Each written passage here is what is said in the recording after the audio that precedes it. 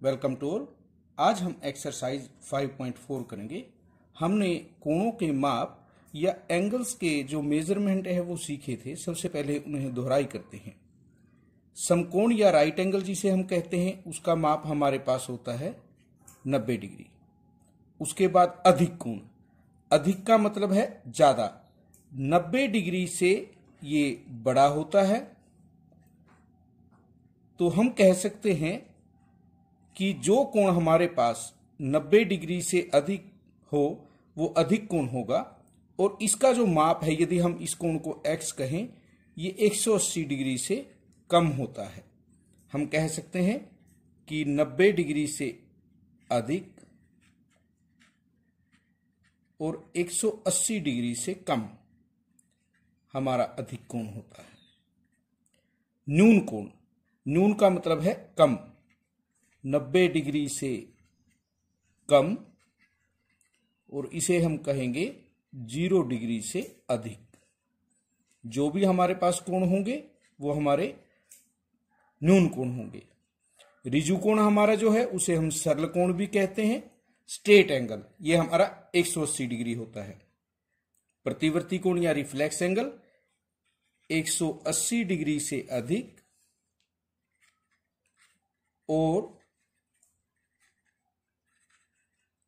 360 degree से कम। उसके बाद है हमारा संपूर्ण कोण। 360 डिग्री के कोण को हम संपूर्ण कोण कहते हैं। यह हमारा किसी भी वृत्त का पूरा चक्कर होता है और इसे इंग्लिश में हम कंप्लीट एंगल कहते हैं।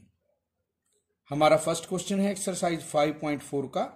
निम्न के क्या माप हैं? एक समकोण जिसे हम राइट एंगल कहते हैं, हमने अभी पढ़ा है समकोण का माप 90 डिग्री होता है, और एक ऋजु कोण जिसे स्ट्रेट एंगल कहते हैं उसका जो हमारा माप है वो 180 डिग्री होता है। नेक्स्ट क्वेश्चन, बताइए सत्य अथवा असत्य। यह हमारा क्वेश्चन नंबर 2 है। एक न्यून कोण का माप 90 डिग्री से कम है। ये सत्य है, क्योंकि जो भी हमारा न्यून कोण होगा वो 0 डिग्री से अधिक और 90 डिग्री से कम होगा। एक अधिक कोण का माप 90 डिग्री से कम है, ये असत्य है, क्योंकि हमारा जो अधिक कोण है उसका माप 90 डिग्री से अधिक होता है। एक प्रतिवर्ती कोण का माप 180 डिग्री से कम है, ये भी हमें असत्य दिया हुआ है, क्योंकि किसी भी प्रतिवर्ती कोण का माप 180 डिग्री से अधिक होता है और 360 डिग्री से कम।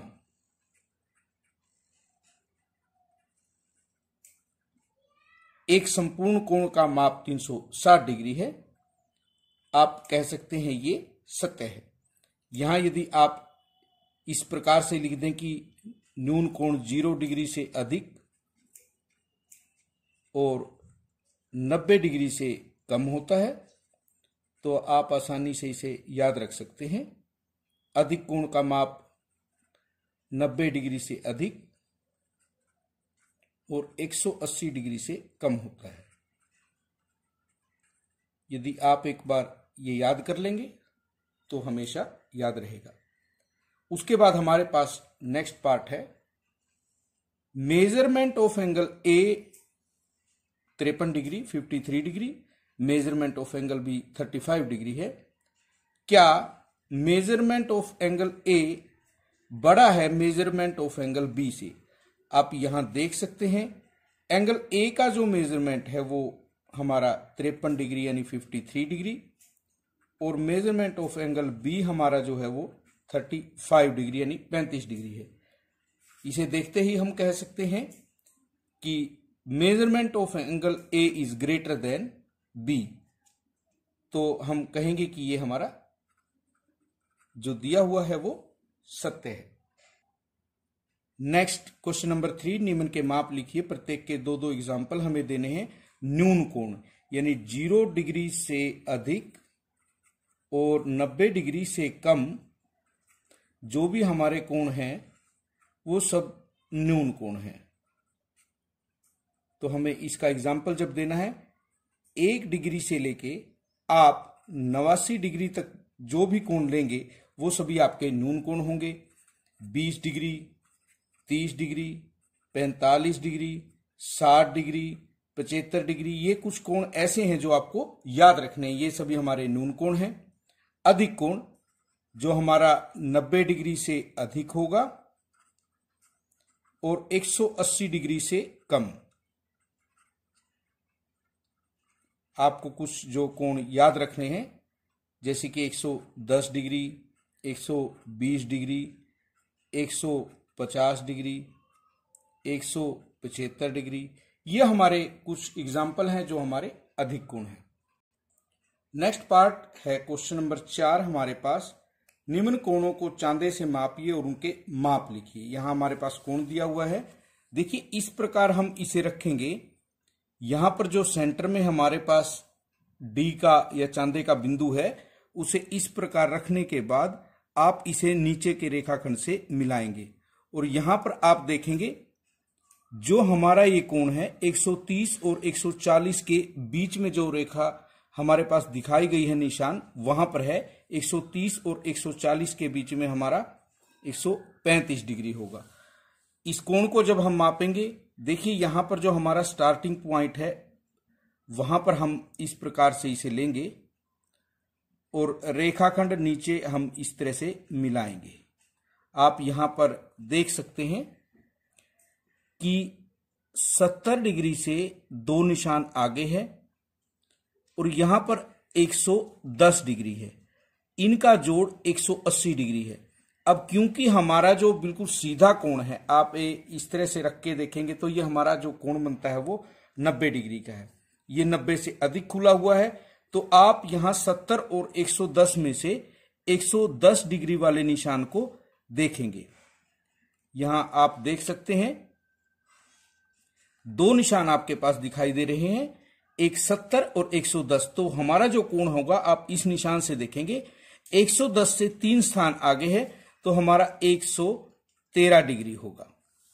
नेक्स्ट में यदि हम देखें, बिल्कुल एक रेखाखंड या किरण पर दूसरा रेखाखंड बिल्कुल सीधा खड़ा है। ये किरण हमारी है क्योंकि हमारे पास एक एरो नीचे की तरफ है। यहां नीचे की तरफ भी हमारे पास एरो है और ऊपर की तरफ भी। ये दो किरणों से मिलकर जो कोण बना है, यहां पर एक दूसरे के ऊपर बिल्कुल सीधा खड़े हैं और आप देख सकते हैं ये हमारा जो बिल्कुल सीधा खड़ा होने पर कोण बनेगा वो 90 डिग्री का बनेगा। यहां 90 डिग्री है। यहां पर हमने देखा कि एक किरण जा रही है, इसका जो स्टार्टिंग पॉइंट है वो यहां पर है। स्टार्टिंग पॉइंट हमने यहां पर जो डी में दिया हुआ है वहां पर रखना है और ये हमारा जो कोण है 90 डिग्री होगा। इसको हम समकोण कहेंगे। उसके बाद हमारे पास यहां पर 3 कोण हैं। सबसे पहले हम इस कोण को देखते हैं। इसके स्टार्टिंग पॉइंट पर हम इस प्रकार से रखेंगे और आप देखिए यहां पर जो हमारे पास निशान है 40 और 50 के बीच में और 140 और 130 के बीच में, तो आपको देखना है ये हमारे पास 90 से कम है। जो ये किरणें मिलती हुई जहां पर दिखाई देंगी वो 90 से कम होंगे। जो जितनी ज्यादा खुलती जाएगी वो 90 से अधिक होगा। तो हम 40 और 50 के बीच वाला जो निशान है ये हमारा, इस कोण को हम 45 डिग्री लेंगे। अब हम इस कोण को देखते हैं। यहां पर आप देख सकते हैं हमारा दोबारा से 90 डिग्री का कोण बना है। अब जो ये कोण है, हम अपने चांदे को इस तरह से रखें तो ये हमारा 90 डिग्री से अधिक का कोण बन रहा है। तो आप यहां पर देखिए 130 और 140 के बीच में हमारा है।